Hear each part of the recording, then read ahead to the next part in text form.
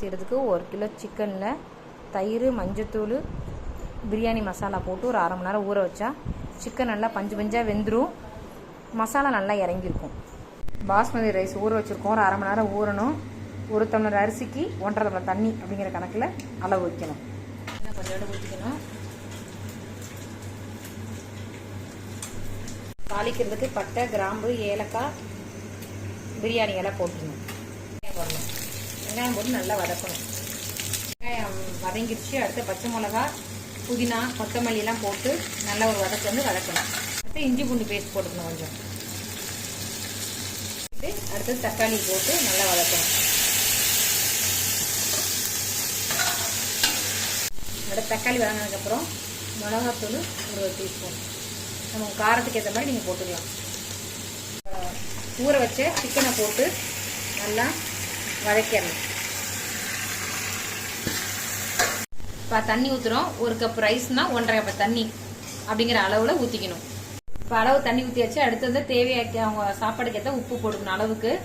அடுத்தது புளிப்புக்கேற்ப கொஞ்சம் லெமன் புளிஞ்சுக்கணும். பாசுமதி ரைஸை கொதிக்கிற தண்ணியில் அப்படியே போடணும். அரிசியை ரொம்ப கிண்டக்கூடாது, அப்படியே லைட்டாக சமமாக வச்சு கொதிக்க விட்டுறணும். தண்ணி நல்லா வத்திருச்சு. இப்போ தம் போட போகிறோம், வாங்க பார்க்கலாம். போடுறதுக்கு தோசைக்கல்லை வச்சுக்கணும். தோசைக்கல்லை வச்சுட்டு தோசைக்கல்லுக்கு மேலே இந்த பாத்திரத்தை வைக்கணும். கொஞ்சம் பாத்திரத்தை வச்சுட்டு இப்போ தண்ணி பாருங்க நல்லா சுண்டிருச்சு. கொஞ்சம் நெய் நிறைய ஊற்றினா நல்லா வாசனையாக இருக்கும். நெய் ஊற்றிடணும். நெய் ஊற்றியாச்சு. இப்போ மூடி வச்சுட்டு 1/4 மணி நேரம் அப்படியே அடுப்பை ஸ்லிம்மில் வச்சுட்டு ஒரு 1/4 மணி நேரம் அப்படியே இருக்கணும். 1/4 மணி நேரம் கழிச்சு அடுப்பை ஆஃப் பண்ணிட்டு 10 நிமிஷம் அப்படியே தம்மில் இருந்துச்சுன்னா பிரியாணி சூப்பராக இருக்கும். 1/4 மணி நேரம் ஆயிடுச்சு. தம் போட்டு இந்த வருங்க மேலே நல்லா வெந்து அழகாக நிற்கிது ஒத்தையா. பிரியாணியை கீழேருந்து அப்படியே எடுத்து மேலே போடணும். ஏன்னா கீழே மசாலா அதிகம் இருக்கும், மேலே இருக்காது. அப்படியே போட்டு கிண்டி விட்டுட்டு ஒரு 10 நிமிஷம் திருப்பி அடுப்பு ஆஃப் பண்ணிட்டு தம்மில் போட்டோம்னா பிரியாணி அப்படியே ஒத்தையாக பார்க்குறதுக்கு சுவையாக இருக்கும். சுவையான பிரியாணி ரெடி ஆயிடுச்சு. இந்த பாருங்க இலையில போடுறோம்.